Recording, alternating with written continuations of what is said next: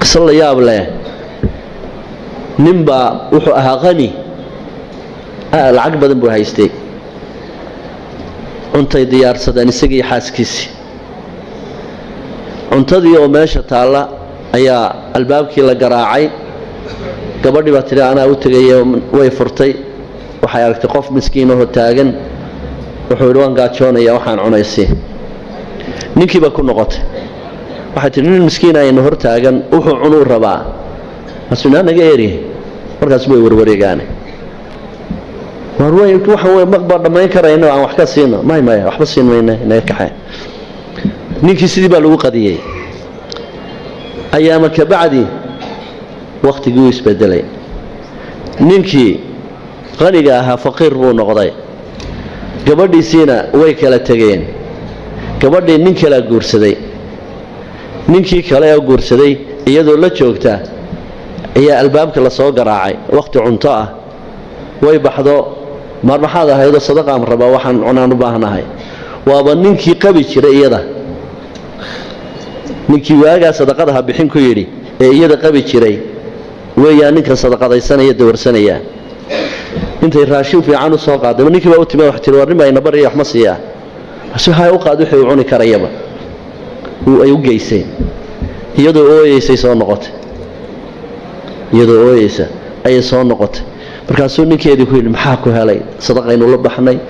ilaahay hortii baynu la baxnay wax lala ooyo maynaga sameeynay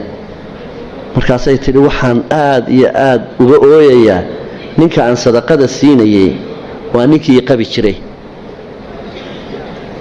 markaasuu aan miyaad garanaysaa khidmaya ninkii maalintii aad u diiday qadaalay ninkii maalintii aad qadiseen ayaan ahay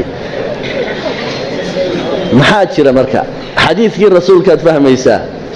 rasuulka wuxuu calayhi salaatu wasalaam maalin kasto caceed soo dhalato laba malag baa ilaahay soo diraa mid wuxuu yiraahdaa allahumma a'ti munfiqan khalafa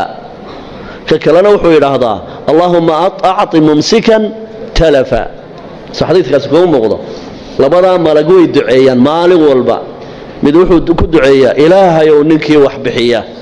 بدل خير قبس أسوى بدل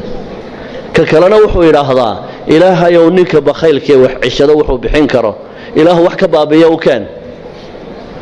سيدا يسوي دا تسمعت مركا الدنيا دو هركا وريقية هركا اللي بدي يسجلين بالستبدقية مركا الصدقات تطفئ غضب الرحمن قفك نوي الدفاع ده صومالينا صدقة إرقا وقفي عم بيكون ترجمان Soomaalidu marka la yiraahdo sadaqo af Soomaali waxa la yiraahdaa dhawrto macna qofku way dhawraysaa daafac albala waa dhawrto weeye sadaqadu waana waxay tajribeeyeen in qofka bini'aadmiga sadaqada la baxa ay ilaalinayso ubadka ay ilaalinaysa aakhiradiisa ay ilaalinaysa hatta waxay ka ilaalisaa sidoo rasuulkeenu sheegay calayhi salaatu wasalaam geerida xun khaatimo xumo inta badan kuma dhintan ninka saqiga ay ninka gacanta furan leh khaatimo xumo yaala kuma dhinto